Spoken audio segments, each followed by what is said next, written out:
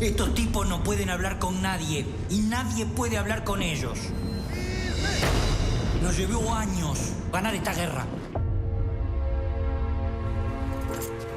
¿Cuál es su nombre? Eleuterio Fernández Huidobro. Mauricio Rosenkopf. José Alberto Mujica. Retírese. ¿Se alimenta bien? ¿Come? Tendríamos que haberlo matado en su momento. Ahora lo vamos a volver loco. Ustedes ya no son presos. Son rehenes.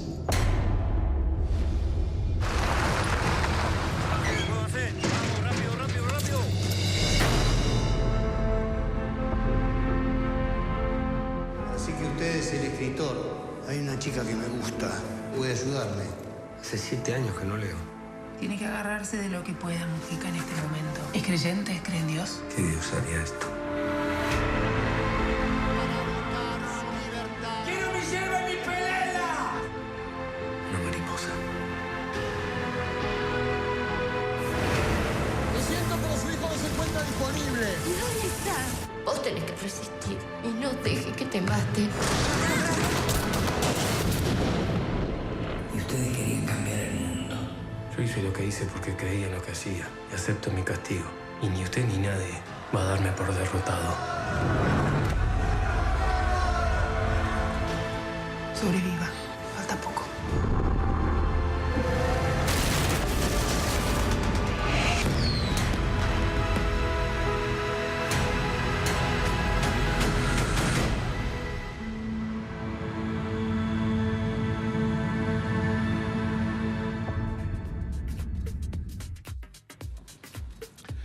Bueno, y este jueves llega a los cines uruguayos La Noche de 12 años, como veíamos recién, una película que está basada en el libro Memorias del Calabozo, sobre los años en los que estuvieron presos Eleuterio Fernández Huidobro, Mauricio Rosenkopf y José Mujica. Y vamos a dialogar sobre esta película con su director, Álvaro Brechner, que nos está visitando en esta mañana en Arriba Gente. Bienvenido, Álvaro, ¿cómo estás? ¿Qué tal, Humberto? Muchas gracias. Bienvenido. Buen día.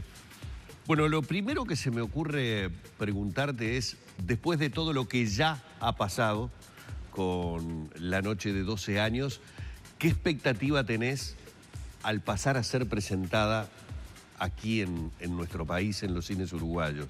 ¿Cuál es tu mayor expectativa a partir del momento que comience a ser exhibida y por lo tanto a ser criticada, comentada, aplaudida o no por el público uruguayo?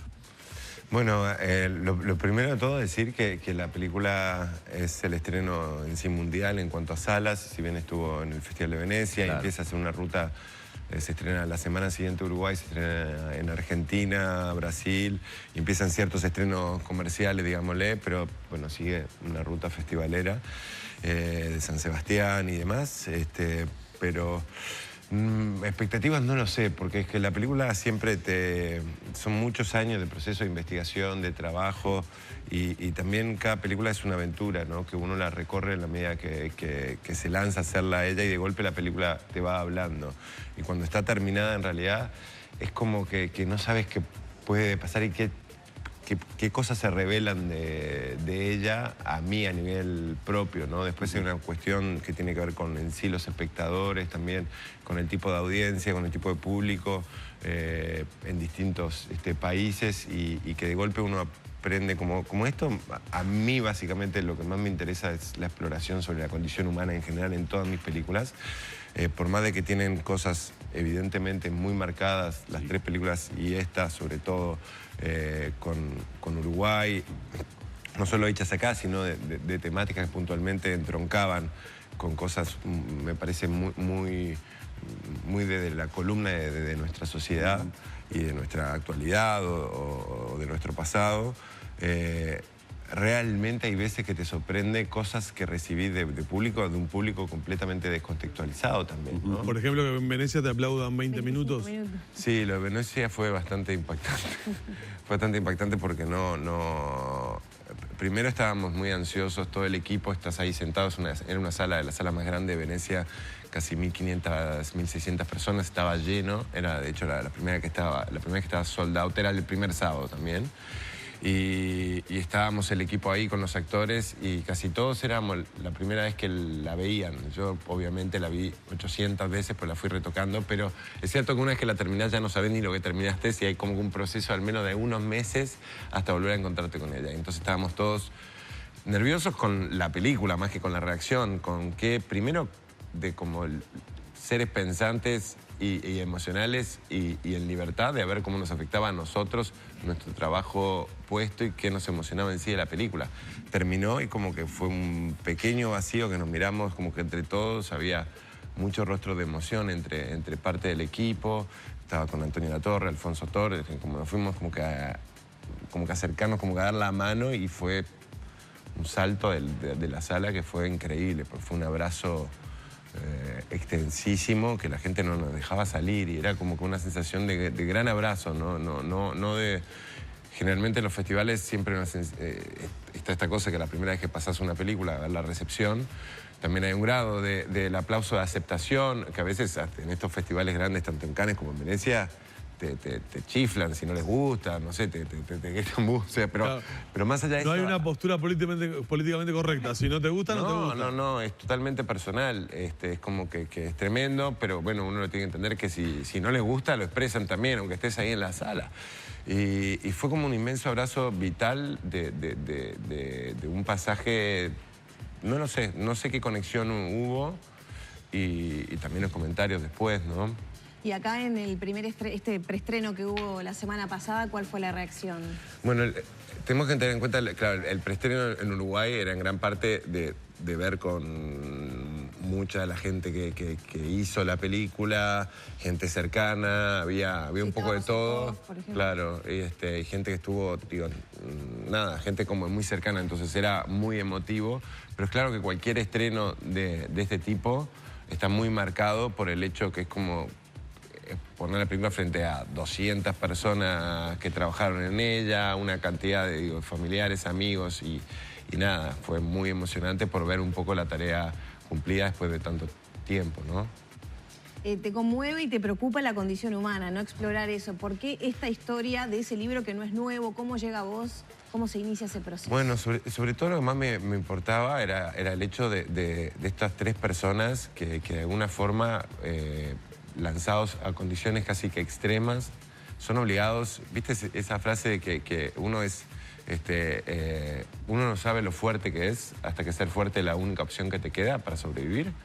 Y hay un grado de dilema como que existencial que está planteado no solo en la experiencia de Memoria de Calabozo, sino también en muchos casos en donde libros que para mí han sido referenciales acerca de cómo en aislamiento, bueno, en aislamiento bajo situaciones extremas en las que uno de alguna forma tiene que inventarse un por qué tiene sentido poder seguir luchando para vivir, y en este caso era mantener un poco la cordura de poder, porque el gran desafío era un desafío existencial, mental, interno. Si bien había muchas cosas físicas, la película va sobre todo acerca de los dilemas de un ser humano en aislamiento que de golpe está encerrado en lugares donde no tiene luz, no tiene acceso, o sea, a poder dar una narrativa a su vida, porque empieza a confundir el hoy con el ayer, porque la gran cosa que nos diferencia a los seres humanos con los animales es el lenguaje, es poder comunicarnos, entre otras cosas, poder a través de ello le podamos dar sentido hasta una propia narrativa de nuestra historia. Y el aislamiento es tremendo porque deshace justamente esos lazos que el ser humano tiene con su propia condición. Entonces, reducido al mínimo de la lucha de la existencia, ¿cómo hacen estos hombres para subsistir, ¿no? Y me parece que eso explora un grado brutal de lo tremendo y a la vez maravilloso de que los seres humanos somos capaces de arrojar sobre nuestras ideas y nuestro espíritu personal. Y nada, me parecía es una historia fascinante, es una historia extraordinaria en cuanto a que después de que hoy podemos saber dónde está y más allá de donde cada uno, el lugar que ocupó cada uno de estos tres individuos. Pero realmente la película busca trabajar ese dilema mínimo de subsistencia, de cómo hacen estos individuos que le quitan todo para mantenerse humanos. Álvaro, decías que había diferentes vías, digamos, para nutrirse de la historia final que presenta La noche de 12 años, obviamente que hicimos referencia a lo de Memorias del Calabozo, pero también existió o fue parte del trabajo el contacto directo con alguno o con los protagonistas, caso de Rosenkopf, caso de Mujica, tanto de tu parte como director, como de los actores que fueron elegidos para realizar cada uno de los personajes? Sí, yo estuve casi que 4 o 5 años previos a empezar el rodaje, en contacto, en entrevistas, porque hay muchas cosas que cuando ellos, y también con muchísima otra gente, por ejemplo, claro, con psicólogos, con especialistas, neurólogos que empiezan a contarte cómo empieza a funcionar la mente de un hombre en aislamiento. Porque el relato, nosotros, un poco lo que hablábamos antes del lenguaje, podemos hacer un relato, que tenemos que construirlo sobre pequeños hitos. Entonces el relato iba mucho más allá de la anécdota. Es decir, de las cosas, de los detalles de lo que pasó. Esta película, yo no quería que fuera una película de turista, que vos vas y ves lo que pasa, sino que trates de experimentar ese descenso a esa especie de tinieblas mentales donde se originan todos estos debates. Y eso tenía que ver con una circunstancia casi que más poética, mucho más caótica, que tenía que tener de alguna forma el qué les pasó iba condicionado completamente con el cómo. Y como el cómo contar. Porque en ese estado de aislamiento el hombre, claro, es como que se te van mezclando todas las imágenes, todas las capas, vos no sabés si es día o de noche, no puedes ordenar, ya no te digo el año, sino si hoy o ayer, si es parte de tus recuerdos, tus fantasías, si estás soñando o si estás despierto. Y entonces todos los relatos que tuvimos tanto con Mujica, con Huidobro, con Rosenkopf, que fueron muchos años de entrevistas, de charlas formales e informales, de estas charlas que a veces duran 1 hora y a veces 5 horas, era tratar de captar esas pequeñas sutilezas que nos podían hacer entrar dentro de la mente de ellos. Esto no era un relato acerca de lo que ellos vivieron, sino el cómo lo vivieron, qué cosas se debatían dentro. Los actores se juntaron también en determinado momento y en la medida de lo posible también con cada uno, pero nunca tampoco buscamos que los actores se empapasen lo más posible de las personalidades de los personajes. Pero un hombre a los 70 años se recuerda a los 40 de una forma, que es distinto como se lo recuerda a los 50, que es distinto a los 40. Entonces, hay todo un grado en el que ya tenés que entrar a jugar, creo que dentro del mundo del cine o de cualquier objeto que se pretenda artístico, a jugar la personalidad de cada uno. Entonces llega un momento en donde al Chino Darín o Antonio Latorre o Alfonso Tort, yo no era necesario hablar de cada uno de ellos, a ver cómo reaccionarían si se enfrentan a ver a su hija que nació hace 6 años y no la pudiste ver desde entonces.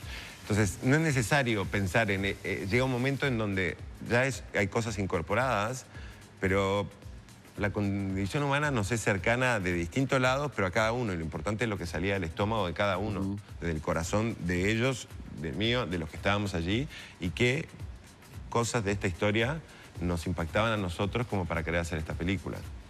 Tuvieron un régimen también físico importante, ¿no? Tuvieron que adelgazar. ¿Cómo se sale después emocionalmente para ti como director y supongo que para ellos como actores de todo eso, ¿no? Claro, sí, los actores pensé que adelgazar entre 15 y 17 kilos cada uno y que fue extremo. Consumían menos calorías de las que un cuerpo gasta estando 24 horas en reposo. O sea, así que imagínate el desgaste que era, el desgaste físico y lo que implica psicológicamente, que de hecho empezaron a experimentar ellos mismos ciertas cosas de pequeños trastornos, de mal humor, de decir que, claro, como en un periodo de casi 5 meses que estuvieron preparándolo.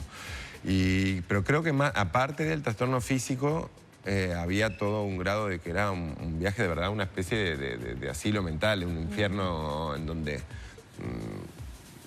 te empujaba toda la historia y hasta el rodaje hacia los límites de pero un poco los límites de la locura, ¿no? De esa cosa del límite más interno, es el que nunca, en realidad, vos seguís controlando. El único debate ante un montón de condiciones que son dadas e impuestas y que vos no podés hacer nada, está en cómo enfrentás esa situación desde adentro, desde qué grado de cordura, qué viaje interno pasás y qué cosas te son reveladas a partir de ahí.